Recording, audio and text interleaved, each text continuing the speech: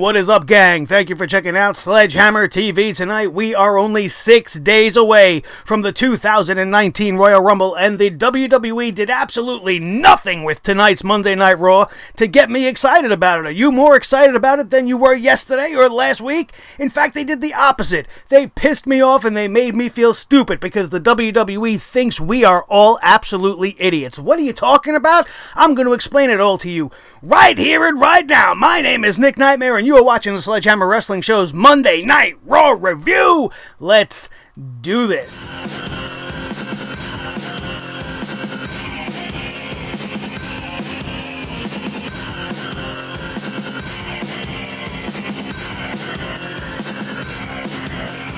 The Sledgehammer Wrestling Show.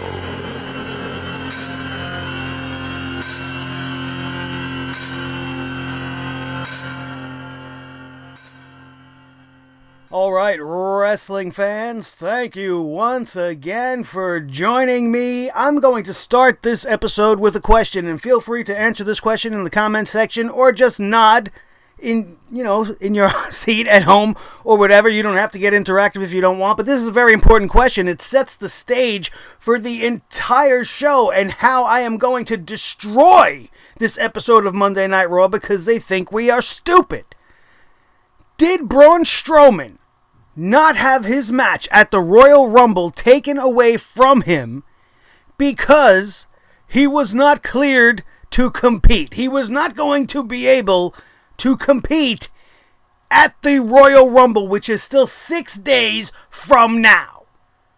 So if that is the reason why he was removed from the match and we got Finn Balor as a substitute, which I am not complaining about. Finn Balor is a much better substitute. Balor versus Brock is a much better matchup that more of us are interested in seeing than Braun versus Brock again. But if Braun was injured and wasn't going to be cleared in time for the Rumble, what the hell was he doing in the ring at the start of tonight's Monday Night Raw, challenging Finn Balor in a David versus Goliath match for Vince McMahon's pleasure? To have Brock Lesnar watch on the outside so that he could scout his opponent going up against a fellow giant? What the hell does Brock Lesnar give a shit what Braun Strowman's gonna do? He destroyed Braun Strowman in 5 minutes. Braun Strowman is no match for Brock Lesnar. And then you have Braun Strowman actually kind of have a match with Finn Balor. It wasn't a squash match, thank God. Finn Balor didn't come out with a win. Nobody came out with a win. Not even Brock Lesnar. Everybody just looks like a loser in this segment. Finn Balor should have beaten Braun Strowman if you were going to have this matchup. You're trying to set him up for an epic encounter with an unbeatable monster. The real monster of wrestling, the Beast Brock Lesnar. The invisible champion that shows up whenever the fuck he wants. Tonight happens to be one of those nights. Raw kicks off with Brock Lesnar and Paul Heyman. Paul Heyman delivers a great promo because that's what Paul Heyman does. He put over Finn Balor as a viable challenger. And then Vince McMahon comes strutting out, right, fumbling and bumbling all over his words. What the hell is wrong with Vince McMahon? Why does this man think that he brings extra added value to Monday Night Raw? He can't deliver a line to save his life. And then he wants to talk about David versus Goliath, and then he tells the whole story wrong, obviously intentionally for storyline purposes, but you made yourself look like an idiot. I laughed a little bit when Paul Heyman said he didn't know this story. He was not familiar with the story because he didn't read the Bible, which I chuckled at, but ha ha ha, oh, it's so funny. Paul Heyman's Jewish. It's funny, right? It's slapstick comedy, right? You're supposed to laugh. It's levity in this very intense situation. Who gives a shit? What are we talking about? The Bible and David and Goliath stories on Monday Night Raw? Why not just tell us the narrative that you want us to follow? Why not just try to brainwash us into thinking what you want us to think? We all already know what this story is. You don't have to give us an outline for it. You don't have to tell us how you want us to feel about it. Oh, this is a David versus Goliath story, and Goliath defeated David and no one ever heard of him ever again. All to have Finn Balor come out and correct the story and tell everybody, no, David was the victor, and David stood in front of everybody and no one was laughing then. Blah, blah, blah. Who cares? What is all this bullshit? This is how you're hyping the WWE Universal Championship match at the Royal Rumble with David versus Goliath tales from the Bible. Courtesy of Vince McMahon. This is the change I'm waiting for. This is it. This was change. This was change, everybody. It changed. It got worse. That's how it changed. Why did every single match tonight have to be accompanied with fucking minutes and minutes of bullshit? Whatever happened to the days where we used to come back from the commercial and there'd be fat-assed JoJo or Mike Rome or whoever the fuck it is in the ring taking the microphone going, this match is scheduled for one fall. Introducing first, contestant A. Introducing second, the contestant B. Ring the bell, match goes on. Monday Night Raw has constantly been in this bullshit way where it seems like nothing is planned for Monday Night Raw. Now, we all know that this is an actual fact, right? But to make the show actually come off that way is asinine. Do you understand what I'm trying to get at? What I mean by this is, if everything just happens while Raw is on the air, what was the show actually planned to be? You understand what I mean? Obviously, Monday Night Raw is a primetime show. It's been on for going on 26 years now. There has to be a plan in play. But every time you watch Raw, every match seemingly is set up minutes before the match happens. So what was actually supposed to happen in that time slot? You understand what I mean?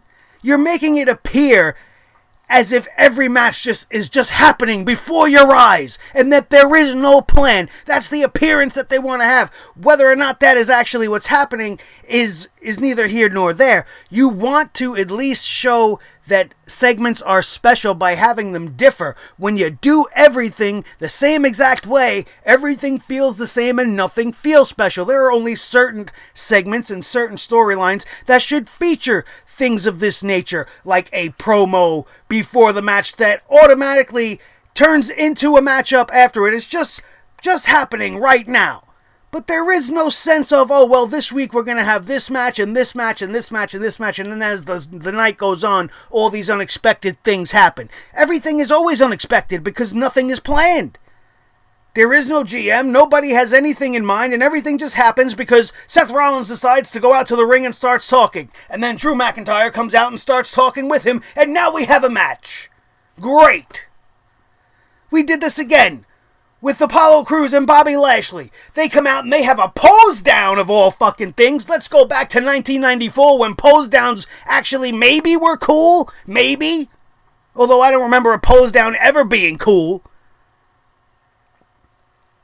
They did it with them. Apollo Crews comes out. Bobby Lashley, bend over Bobby. He specifically states this is not an open challenge. I'm just coming out here to show off my all milk dud ass, right? And then Apollo Crews comes out and he says, with his smiley pearly whites, he's like, I know you said this ain't an open challenge, but I'm making it an open challenge. I'm coming to challenge you right now, bro. It's not going to be for the title, but I'm going to answer your challenge that you haven't set forth. What? And then we have this match that happens. All for boring Trashley to get a win over the world's happiest loser, Apollo Crews. Who cares? Who cares? What did it do? It made Apollo Crews, a guy that just took Intercontinental Champion just weeks ago to the limit in a great match, just pretty much squashed by the almighty boring Trashley, the all milk dud, thanks to the involvement of one Leo Rush getting in there. Why he didn't get disqualified for that, I'll never know. I'll never know. Corey Graves, well, he didn't instigate the contact, but blah, blah, blah. No, man. The manager got involved in the match. He should have gotten his guy disqualified. But we'll get back to some of the refereeing on this night in a few minutes, because Kurt Hawkins apparently is the world's greatest referee, and we should have him as the referee in every single match, since this guy don't miss a fucking thing. We'll get back to that in a minute. But every single match tonight was just on the fly, just happened, and to make it even worse, you thought Lashley's not open challenge was bad. Take into account Elias, who came out on this night to sing us a little song, right? And then he was interrupted by our least favorite person of all time on the WWE roster, Constable Dickhead Corbin Burnson, right? So now this guy comes walking out.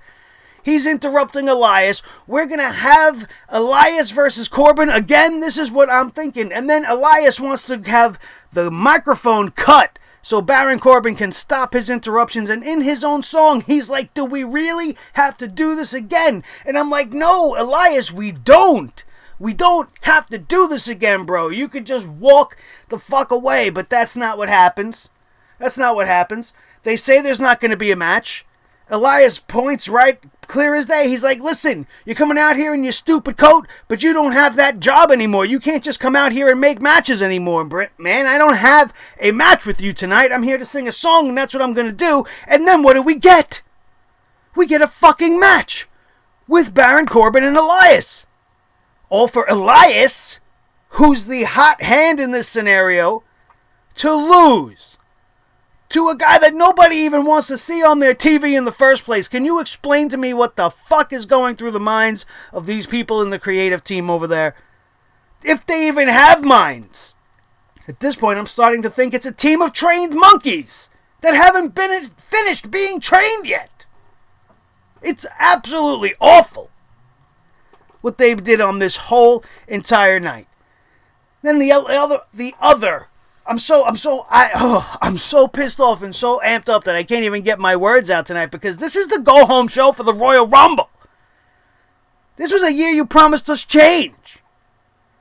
And then what do we get? We get ourselves backed into a corner and put into a place where the WWE finds themselves now, where AEW, we've been trying to avoid talking about it as long as we can on this channel, but we can't look this in the face anymore and just simply ignore it. AEW has been on the radar, sending out all these cryptic messages. You got superstars talking about going there. You got all this in the background of tonight's Monday Night Raw. Everybody's been talking about it all week, that the Revival has asked for their release. They vented out to the WWE. They got all their frustrations out about how the tag team division's being used. They're not even being selfish about it. They are including the whole entire division. They're including other talents in their grievances. It's not just about them. And then you want to go to a show tonight where 4 of the people in the segment with the Revival are people on the radar of AEW. People that have been talking about possibly moving to AEW. Now all of a sudden the 4 of them are in a third-hour segment, second out from the main event. The Revival in a segment with Vince McMahon tonight, as cringeworthy as it might have been. Like I said, Vince McMahon can't read a dictionary right now. He's just been so bad on TV. He adds nothing, but all you can. That's all I hear from Vince McMahon. I don't really hear words. David and Goliath was like, you know the story. You read the Bible. Awful. So are they getting all of this attention? Are they getting all of this as a response to AEW? How can you look at me and say that and then they go out and lose tonight in the way that they lose? It's the greatest hits tour of the Revival Gets Screwed. This is just the next track on the album. Until the album finally is going to come to an end and these guys are going to just up and leave, and who could blame them? On the other hand, you can't just turn around and give them the championships tonight, because how much more stupid would you look then? Oh, these guys are bitching and moaning and complaining. Let's just drop the titles on them so that they don't go play with Cody Rhodes and their friends. Do you think they really give a shit that much? I know that it would hurt. I know that they're not going to be happy about it, but the WWE took out the WCW. The WWE doesn't even look at anybody as competition, and even though AEW is going to be legitimate competition, they are not giving a shit about that yet. Sure, they're aware, and they care slightly, but it's not going to make them up and change whatever it is they're doing on Monday Night Raw. Vince McMahon is not that type of guy. He's not going to steer the ship in another way because you're coming straight for him. He's going to wait for you to move out of the way when you're playing chicken. This is the kind of guy we're up against. This is the guy that's going to beat Roman Reigns down your throat for 4 years. Despite all of your complaints against him. This is the guy that's going to put the title back on Brock Lesnar. Instead of giving it to somebody else like a Seth Rollins. That'll be on the show. That'll give you 5-star quality matches. This is the same guy. He doesn't give a shit if they leave. And now that they've voiced their complaints, I wouldn't be surprised if this isn't just the beginning of more bullshit for the Revival until their contracts do finally expire. I'd like to believe otherwise. I'd like to believe that they would give a shit about a team like the Revival, but why would you think that? When you look at everything that they've been through and where we've gotten to this day.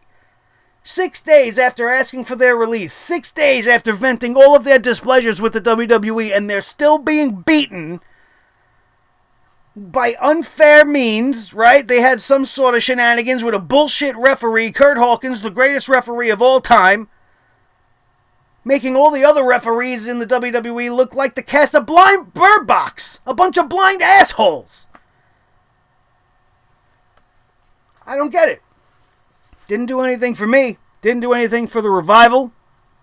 At least we didn't get to see them against the Lucha House Party again, right? Oh, wait, but we did get to see the Lucha House Party also in a ridiculous 6-man tag team match against Jinder Mahal and his 2 Sing midget friends. Why? Why are we doing this? What was the need for that match? What did it build? What did it establish? What? The only thing it showed me is that the Lucha House Party, probably now, has the best win-loss record on all of Monday Night Raw since I don't even remember the last time I've seen these guys lose. All they do is beat the Revival over and over and over again. They've beaten every other tag team, and now they're beating these guys. Not that Jinder Mahal needs a win, but I didn't need to see him at all. You could have completely scrapped that segment. That should have been on Superstars or some shit. Main event. That's not a Monday Night Raw match. And the crowd in Oklahoma could give 2 fucks about the Lucha House Party. And that's not a race thing. It's simply just from watching. Either they were dead or they were asleep for half of this show to begin with, but most especially during this match. The Lucha House Party is in there doing some of the best stuff that they got. They're doing all their flippity-doo-dahs and all their whippity-woppity-woos and whatever the fuck other moves you want to throw in there. And it was impressive to see. But with the 0 crowd reaction, it took away from the feeling of the show. So if you're watching at home, you're like, well, that was cool. I wonder why nobody gives a shit. Because it's the Lucha House Party. You didn't build them properly. You just brought them up to be a Spanish version of the New Day. Complete with a food gimmick and piñatas and toys for the kids. No. It's not what I want to see. Lucha House Party wins there. Did it matter? No. Didn't matter. Just like EC3 doesn't matter. EC3 doesn't matter. Here's a kid with primetime talent. Here's a kid that's a former TNA Impact Wrestling World Champion. Here's a kid that went to NXT and did nothing down there. He didn't get a North American title run. He wasn't paired up with somebody and given a tag team championship run. He wasn't put in line for the NXT World Heavyweight Championship. He's nowhere near ready to be up on the main roster. And here he is, standing backstage, following a promo package that nobody gave a shit about. You could have played it to a crowd of crickets. You would have got more noise. A crowd of actual crickets. And then you go to a segment with him in the back, standing in front of a mirror, making stupid faces and doing ridiculous poses. And then what do you got to his left? Dana fucking Brooke. That's what you want to do. That's how you add appeal. That's how you're going to get the people interested. Put a walking, talking sausage next to him. That's what we need to see. Dana Brooke, Miss Dick Lips herself. Duck lips. That's the second time I've done that. I meant to say duck lips, although they do look like the set of lips that could be wrapped around someone's said dick, because it's just the way they look. They are very duck-like, and I meant to say duck lips, and I said dick lips, and I apologize, but I don't apologize because it's still the same thing. Fuck Dana Brooke. I hate this show. I just had a whole mental malfunction right there. Thank you.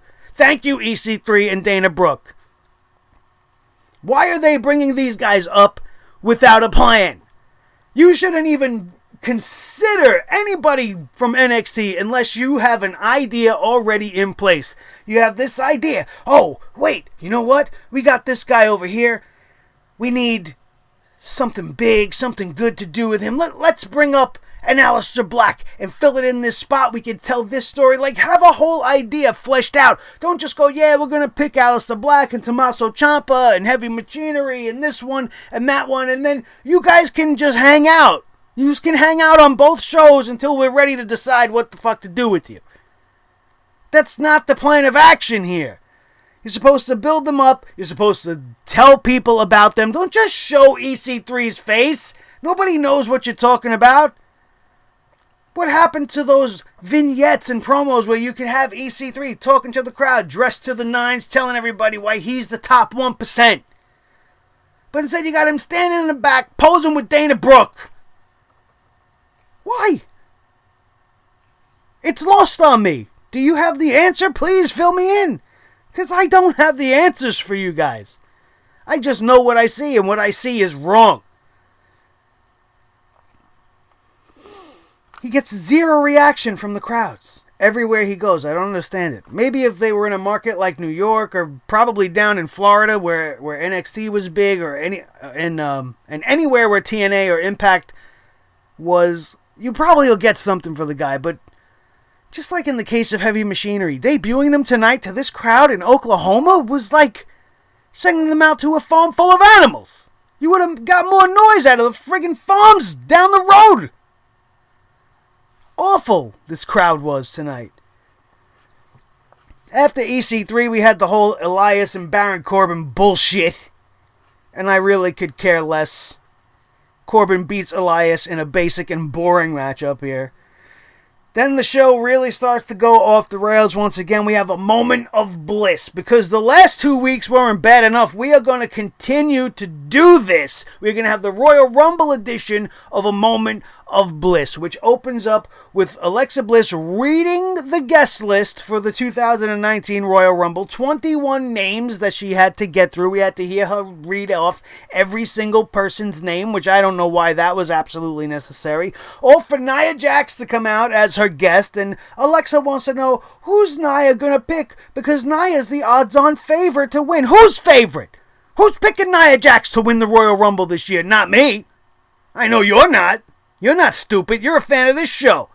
Despite what the WWE may think of all of us fans, I know you're not an idiot. You know you're not an idiot. And we know that nobody thinks that Nia Jax is the odds-on favorite to win the Royal Rumble. Is that a slight at her size? She's got the size advantage. She's the biggest girl in the ring, so she's going to be the hardest one to get out?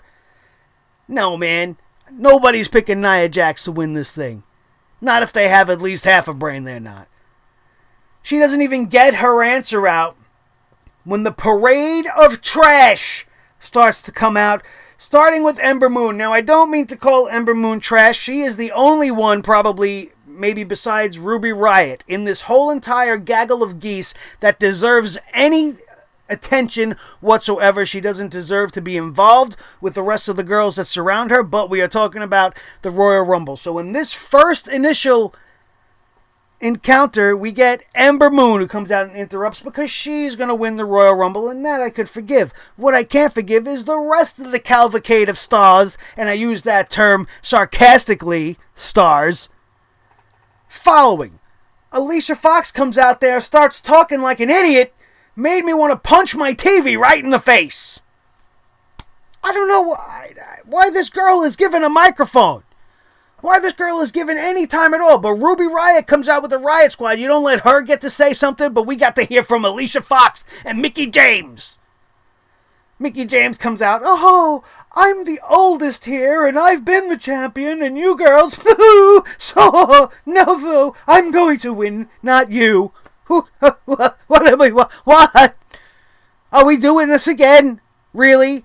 And then the rest of them all comes out. Alexa tries to gain control of the segment, standing up on her chair. This is my show, blah, blah, blah, blah, blah. A show we shouldn't even be watching. I don't know why we have to see Alexa Bliss every single fucking week. Did we not learn anything from putting a microphone and giving this girl a segment? It every single time just bombs harder and harder than the last time. I don't give a shit how hot she is. I don't need to see her if she's not going to be wrestling. The best part of this segment would come at the very end, which is when Alexa Bliss announced that, well, the ladies start brawling, as if we didn't know that was going to happen. They did all of this bullshit, all of this talk, to have a 60 seconds of brawling that went into the gorilla position. Ooh, let's get excited for the Women's Royal Rumble. We've seen them fighting for less than a minute. To go back to Alexa, and have Alexa tell everybody that she's going to be in the Royal Rumble. Why would she tell us that? Why not save that as a surprise? You're 6 days away. And then you do something even more stupid. And you have Lacey Evans, the lady of NXT, finally making her debut on Monday Night Raw. She comes out, she looks great. She talks great. She's got her bouffant little hat. She's got her little classy outfit on. She's going to bring some class to this division. I'm digging it. I get it. But having her say that she's going to be in the Royal Rumble ruins the surprise. Why are there no surprises allowed anymore? I don't understand. Something like Alexa's return to the ring would have been a great pop. Did you hear how everybody got excited in Oklahoma? Well, that's not a good measure of anything based on most of the night. But people are excited to see Alexa Bliss actually wrestle, maybe because we're going to take the microphone away from her for once. And it's not going to slow down the show. Hopefully she doesn't disappoint as she gets back in the ring. But was there no better or more entertaining way for us to have the women brawl and Alexa declare for the Rumble and have Lacey Evans make her debut?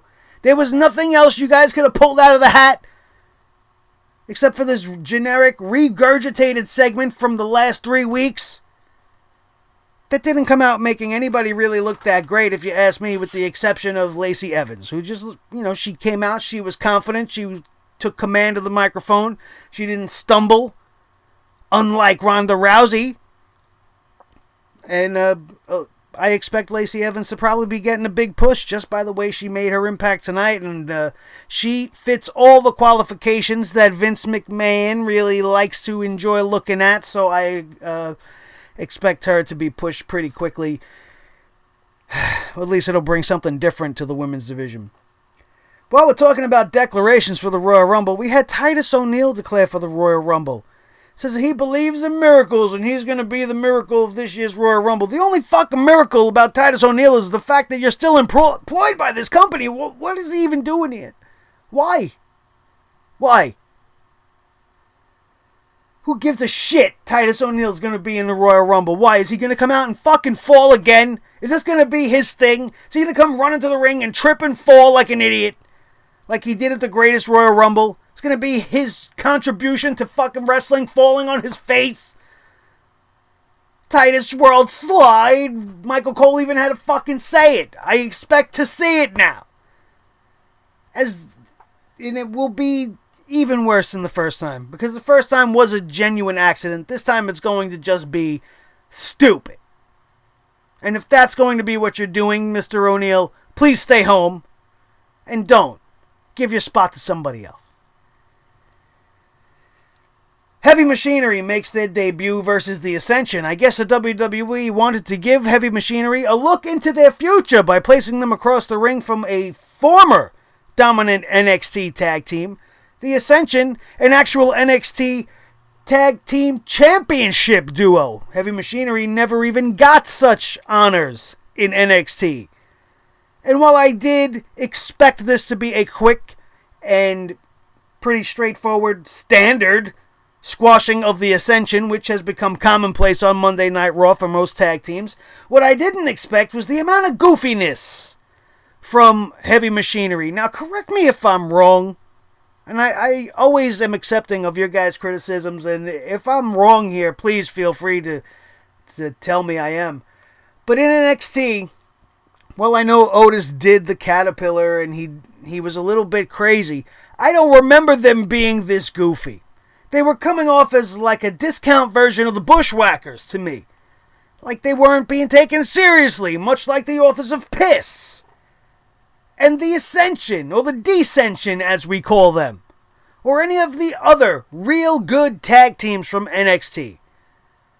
While they did come out, they looked good. Otis proved himself to be very entertaining. I'm not shitting all over the goofiness. It's fine, I guess. I'm enjoying seeing another tag team in the division, but they come off a little bit more serious in NXT, and I think that's what's missing from tag team wrestling, because we already got the New Day that brings the comedy, we got the B team that brings the comedy, we got all these comedy acts in the tag team division. What we needed was Heavy Machinery to come in and start kicking some faces in, and I don't mind them having fun along the way. It just seemed a little bit too goofy, if you ask me. A little too much for my taste. Maybe you guys didn't mind so much. You let me know how you feel down in the comments. But yeah, no surprise here. No surprise who wins here.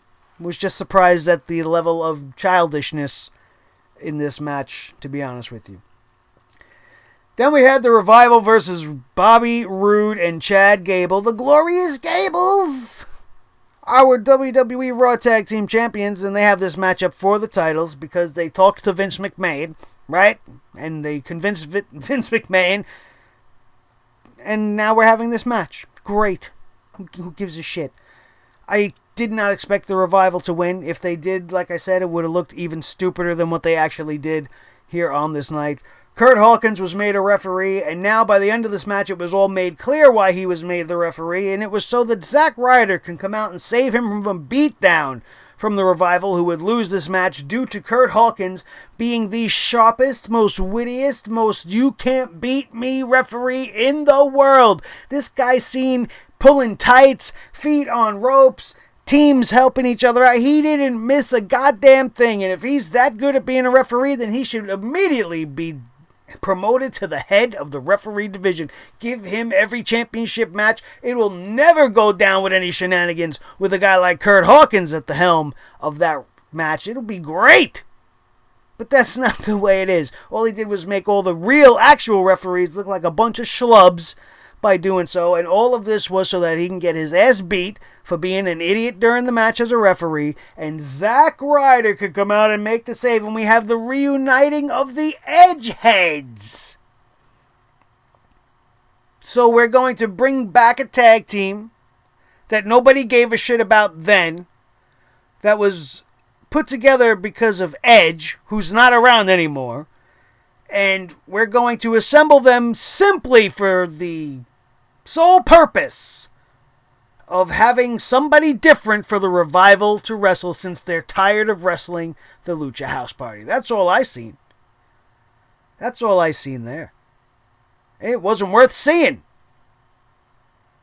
Zack Ryder and Kurt Hawkins. Who cares? This is 2019. This is something from back in 2005 that didn't barely get over then. The tag team division needs legitimate tag teams. You got Heavy Machinery debuting tonight, and then you want to have this reformation of the Edgeheads? Sorry, the Sledgeheads are here now. We don't need the Edgeheads around confusing people. And you guys do realize that since the Revival made these complaints last week, the entire second half of the show consisted of tag team matches. 2 of them actual tag team contests, and the final thing that happened on this night, Rhonda McRowdy Braids and Natalya scheduled to take on the Boston Connection. Sorry, still can't say it. It's the worst name in all of wrestling. It's the worst team in all of wrestling. It's just garbage at this point. So tired of seeing it. It means absolutely nothing, no matter who they're against. And I still can't say it. Boston Connection. No story here whatsoever, except how stupid the WWE is. Remember, you might have forgotten by this time in the night that this was a go-home show for the Royal Rumble, and we are 6 days away from the first ever encounter between Sasha Banks and Ronda Rousey, and they couldn't fucking wait 6 days. They had to put these girls in the ring against each other in a stupid, meaningless tag team matchup that did nothing but make Ronda Rousey look pretty bad. This was a choppy interview previous to the match. This was a choppy and spotty outing for Ronda Rousey. She did not look good tonight, and it was completely unnecessary. Why didn't we have a contract signing? Why didn't we have some sort of a face-to-face or maybe a backstage sit-down interview so that they could get this match and put people's butts in seats by vocalizing why the two of them should be fighting, why Sasha Banks is so intent on getting this title shot now that it has been earned by her at this point. Too far gone. This should have happened too little too late almost. And now here she is. And she's been intense and she's got a fire in her eyes, and you could see that she's kind of got that Sasha Banks boss back in her. She's not just there next to Bayley. She's not just filling in her spot and doing her job. Like, she's going to fight Ronda Rousey, and now you could see the boss peeking out of those eyes. But this was unnecessary. 6 days away. 6 days. And I'm sorry, did Ronda say in that promo, does Sasha Banks want me to rip my hair out and wash her feet with it? I'm going to repeat that. Ronda Rousey, at one point during her pre-match promo, said, what does Sasha Banks want me to do? Rip my hair out and wash her feet with it? So come at me and tell me Ronda Rousey's promo was good. Because I got that one line to shut you down before you even get started. Who says that? How is that even a thing? Does she want me to pull all my hair out or cut all my hair off and wash her feet with it? Huh! That line in itself was as bad as the entirety of this tag team matchup, which was just boring as shit. It did nothing for anybody. And Sasha Banks, on many occasions, was in the ring with Ronda Rousey. And it ruins the matchup. You had this mystique going. They don't know what they're doing anymore. The whole end of that show was bullshit. The fact that that was the last match of the night was ridiculous. You had Seth Rollins versus Drew McIntyre. That could have ended the show. On that note, Drew McIntyre, what the fuck does he even mean anymore? Drew McIntyre talks a big game and then goes out there and gets his ass beat. Every single week. He's like the Andrade Cien Almas of Monday Night Raw. He's got the ability and the skill and the talent and the look. But he goes out there and he's got to put other guys over. Talking about, I'm going to be in the Royal Rumble. And I hope it comes down to you and me so I can throw you out. Every match had some sort of a fucking whole backstory that we had to be filled in on prior to the match. Even the main event, Ronda Rousey and Sasha Banks. The best part of the whole thing was the two of them getting at it on the mic. Sasha Banks, like I said, getting all intense, trying to get at Ronda Rousey. Should have ended at that. It shouldn't have been a match. That's how you would have got people intrigued. We even seen Sasha Banks lock Ronda Rousey in the bank statement at one point on this night. What's left to see?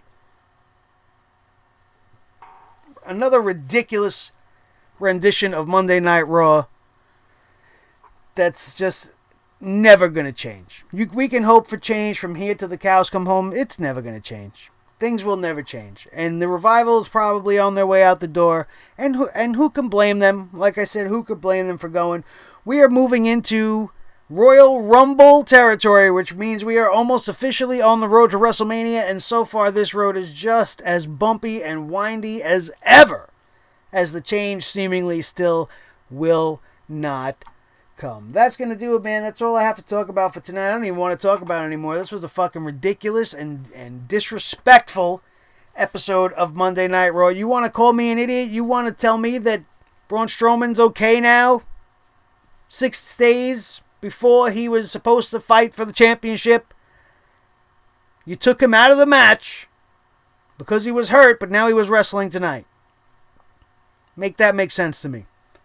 because I still can't figure it out. If you guys weren't around this weekend and you missed the debut of Bringing the Hammer Down, the new show of Sledgehammer TV, where we're going to talk about lots of things in professional wrestling, we kicked off this series in a big way by talking about 5 ways the WWE can fix the Riot Squad, because their presence being almost non-existent tonight shows you exactly what they think of the Riot Squad, and I have the perfect way for them to be fixed. If you missed that, go check it out. It'll be linked in the annotations in the upper right-hand corner of your screen. Go watch that video. It took a lot of time, a lot of work, and I'm really proud of it, and I got a lot of positive feedback, so if you missed it, it's a really good one. A great way for you to not miss a thing that ever shows up on this channel is to make sure you are one of the most intelligent, most awesome, and amazing fans on YouTube by becoming a subscriber to this channel. We are almost at 1,200. We are so close to that mark, and I want to pass it. I want to pass it by the time I wake up in the morning after posting this review, and we can make that happen. All you got to do is hit that subscribe button right now so you do not miss one thing that happens here on Sledgehammer TV, the official home of the Sledgehammer Wrestling Show here on YouTube, and now the official home of Bringing the Hammer Down, which will only be available on YouTube. You will not get that show on iTunes, Podbean, Stitcher Radio, or Spotify like you can find the Sledgehammer Wrestling Show on, so make sure you are subscribed here right now. Hit that button right now if you didn't do it, and then you can hit that like button if you enjoyed today's show. If you liked anything we talked about today, if you want to talk about something else completely, go ahead and do that in the comment section below. Bam that like button, like I said, and then share this video with each and every one of your wrestling buddies all over the wrestling world, especially if they still continue to pray and hope for change in Monday Night Raw. In the meantime, you could at least send them someplace to go to get some real entertainment on a Monday night, which is right here on Sledgehammer TV. One tiny last piece of business, as we always have to go through. This show is brought to you guys by Audible. Audible has over 180,000 titles to choose from that you guys can listen to instead of reading with your eyes, because maybe that's not your thing, and that's fine. Some people like to listen more than look, and I get that. And you could do that with Audible, and they are offering you guys one free audiobook for being a fan of the Sledgehammer Wrestling Show tonight, along with a 30-day free trial. All you got to do is sign up right now at audibletrial.com/sledgehammertv. Sign up, pick your free book, try it out for 30 days. If you're not happy, you could cancel it before the 30 days is up, and you keep your audiobook for the rest of your life. Not a bad deal if you ask me, and all you got to do is go to audibletrial.com/sledgehammertv right now to join up. And if you've joined up on somebody else's already, then feel free to distribute our link amongst your friends and family and say, hey, my good buddy Nick Nightmare, he's got a show that you should be watching on YouTube. Go check out Sledgehammer TV, and you know what?